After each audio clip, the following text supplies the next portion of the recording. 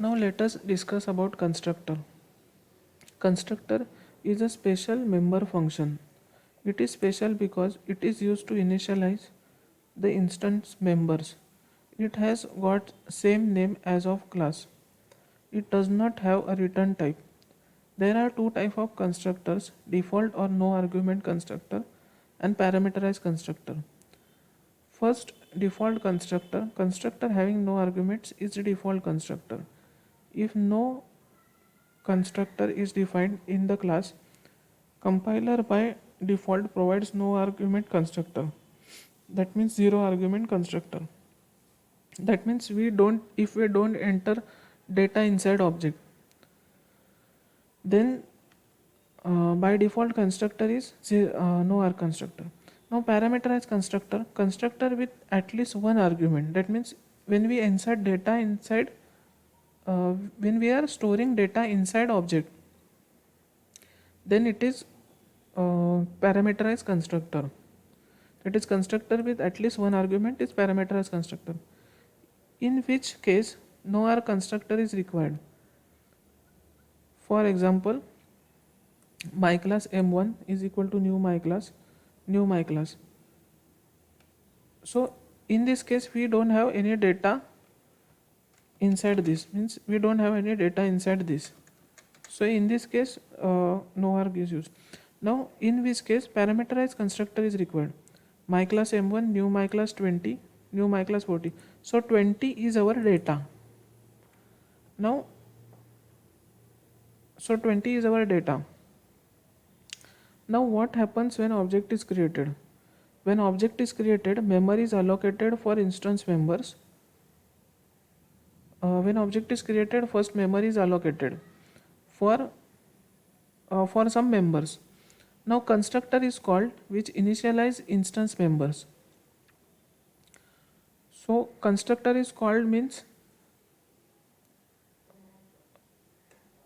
constructor is called means either it can be no arg constructor which don't have any data, which is default constructor, and parameterized constructor means which initializes instance members, means it has some data. Destructor versus finalize method. Main sample s1, this is object creation. Now instance members are allocated in memory and default constructor is called.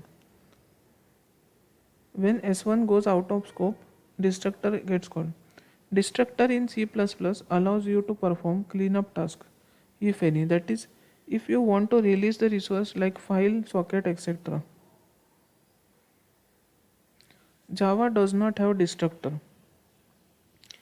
Just before object gets garbage collected, following method gets called. Protected void finalize.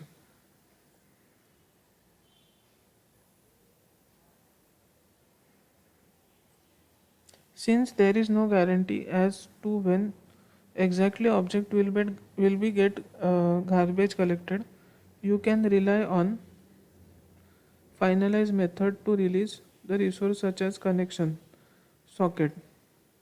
Garbage collection cannot be forced in Java. You can just make request for garbage collection. Explanation of system out println. System.out.println hello needs to be displayed, so it is displayed. Now you need to invoke print or println methods. Println hello. So println is method. So you need to invoke println. Now both the methods are non-static in printstream class. So you need reference of printstream class. Now out is a reference of printstream. So println is a method in printstream. Then out is a reference of printstream. Out.println hello. That means we are referring to printstream method. Now out is also static member of the system class which can be accessed as classname.member. That is, so out is also static member. So this is static variable or static member of system class. So that means system class is essential to run basic functions. Now out is a static member of that system class. Println is a method of print stream class. Now println is called through out.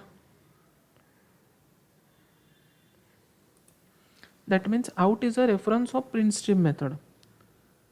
And inside that, in double quote, we can write anything which needs to be printed, and it will not require any that